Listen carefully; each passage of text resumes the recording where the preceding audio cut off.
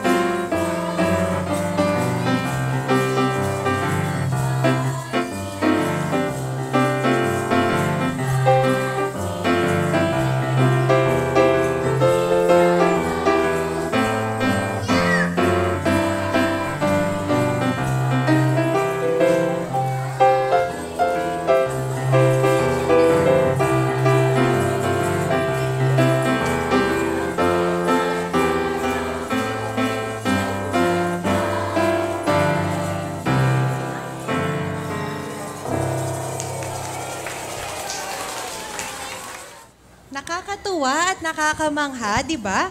Ang lahat ng mga magagandang bagay na yan, Panginoon ang naglikha. Ngunit sa pagsuway ni na Eva at Adan sa utos ng Panginoon, dito na pumasok ang kasalanan at doon na nagbago ang lahat. Teacher, malapit na po ang Christmas. Excited na po ako kasi marami na naman akong makukuhang pamasko. Ako naman, mangangaroling kasama ng mga kaibigan ko. Teacher, bakit po natin sinaselebrate ang Christmas? At saka, para saan at para kanino po ito? Alam nyo kids, wala naman sa Bible ang word na Christmas. Sineselebrate lang natin ito kasi ito na ang nakasanayan natin bilang mga Pilipino. Alam ko na, kukwentuhan ko na lang kayo tungkol sa buhay ni Jesus at kung ano nga bang ibig sabihin ng Christmas. Noong unang panahon... Hi! Ako nga pala si Angel Gabriel. Ako ang pinadala ng Panginoon sa City of Galilee na kung tawagin ay Nazareth. Siya si Mary at si Joseph. Silang dalawa ay mag-asawa at ako ay may binahaging mensahe para sa kanila na galing sa Panginoon. Ang ipapangalan natin sa kanya ay Jesus. He shall be great and shall be called the Son of the Highest. The Holy Ghost shall come upon thee, and the power of the Highest shall overshadow thee. Therefore, also that holy thing which shall be born of thee shall be called the Son of God. Behold, the handmaid of the Lord, be it unto me according to thy word. At ganun na nga ang nangyari. Ang sanggol na nasa sinapupunan ni Mary ay papangalan ng Jesus. Son of the Highest, Son of God. Wow! Ano pong sunod na nangyari? Kami ay tutungo sa aking bayan, sa bayan ng Judea, kung saan nandoon ang Bethlehem, sa bayan ng Judea kung saan nandoon ang Bethlehem, isasama ko ang aking pamilya at doon isisilang ang aking anak. Ngunit walang kwarto para sa kanila. Kung saan-saan na sila pumunta, ngunit wala pa rin silang natagpuan. Ang mayroon lang bakante ay isang kamalig o stable.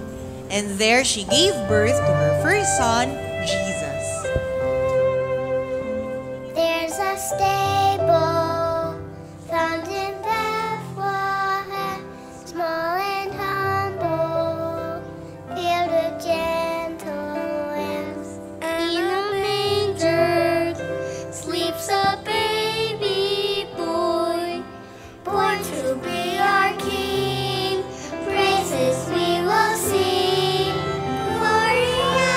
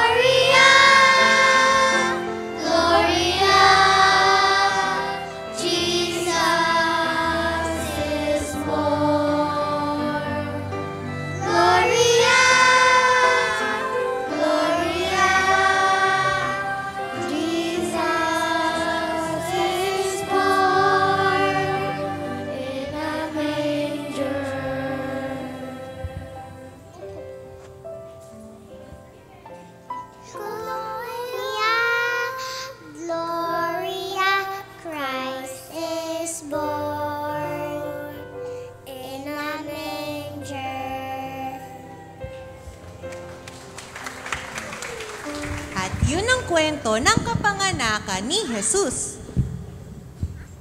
Teacher, nakakamangha naman po ang kwento ni Jesus. Birthday niya pala ang sinaselebrate natin tuwing Christmas. Oo nga po, teacher. Hindi lang pala mga regalo at pangangaraling. Hehe. Alam nyo, hindi lang ang kapanganakan ni Jesus ang sineselebrate natin. Many people celebrate Christmas remembering Christ's birth, but there is something much more important than His coming down here on earth. Talaga po? Ano po mas importante pa doon? God gave us His only Son, Jesus. Jesus did not remain a baby. He grew up strong in spirit, filled with wisdom, and the grace of God was upon Him. He sacrificed and died on the cross and rose again from the grave to save us from our sins. Ang kanyang pagkamatay at pagkabuhay muli para sa atin ang pinaka-importante. That's the reason for this season. Ngayong alam nyo na kung bakit natin pinagdiriwang ang Pasko. Faith, can you give me a word that relates to Christmas? Thanksgiving. Tama. Bakit naman Thanksgiving? Kasi po, teacher, lagi ko pong nakikita sa ating eklesiya na laging nakakaloob ng may pasasalamat. Tinuruan po ako ni Daddy at Mommy na matutong magkaloob ng may pasasalamat sa Panginoon. Tama yan, Faith. Habang bata pa tayo, ay matuto tayong magpasalamat sa Panginoon. Every March, nagse-celebrate tayo ng anniversary. At doon tayo ay nagbibigay ng ating sacrificial Thanksgiving offering. Kapag September naman, tayo ay nagbibigay ng ating Thanksgiving first fruits. Oh, sino pa? Teacher, worship. Tama. Bakit naman worship, Z? Teacher, because we worship and serve God every day in our lives. Kasi po, yun ang turo sa atin sa Bible. Nakita ko rin po sa mga parents ko na lagi sila nandito sa church at di po sila nawawala sa mga coming together. Very good. Nakikita nyo na kung anong kahalagahan ng paglilingkod. Kaya habang bata pa kayo, patuloy kayong maglingkod sa Panginoon. Kagaya ng ginawa ng wise men, when they saw the star, they rejoiced with exceeding great joy. At nung nakita nila si Jesus, yumako sila at nagsamba kay Jesus. At kaya kahit anong ginagawa natin, nasaan man tayo at kahit sino pa ang kasama natin, dapat lahat ng ginagawa natin ay para sa Panginoon. No? Hindi lang tayo sa church nag-worship. Eto, may isa pa tayong kanta. School, when I'm at home, when I'm with friends, or maybe just on my own. When I am sitting for a moment or two, there's no better time to worship you. There's no better time to worship you.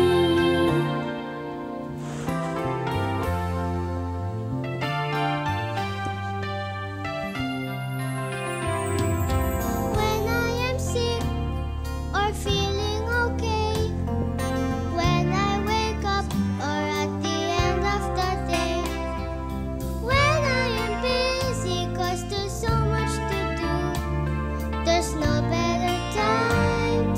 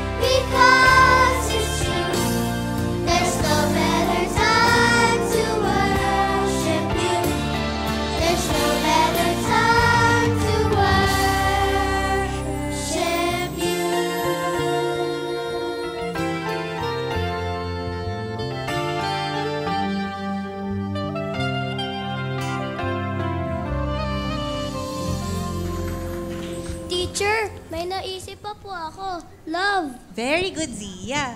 Teacher, minahal po tayo ng Panginoon dahil binigay niya po ang kanyang bugtong na anak para sa ating mga kasalanan at dahil po sa pagmamahal niya, nagkaroon po tayo ng buhay na walang hanggang ang kanya pong regalo. Tama, Zia. Sabi nga sa John 3:16, sige nga, sabayan niyo ako. For God so loved the world that He gave His only begotten Son, that whosoever believeth in Him should not perish but have everlasting life. Ang pag-ibig ng Diyos ay patuloy na dumadaloy sa atin. We should always thank Him, praise Him, and love Him. Tandaan nyo na ang Christmas, it's all about Christ and His love for us.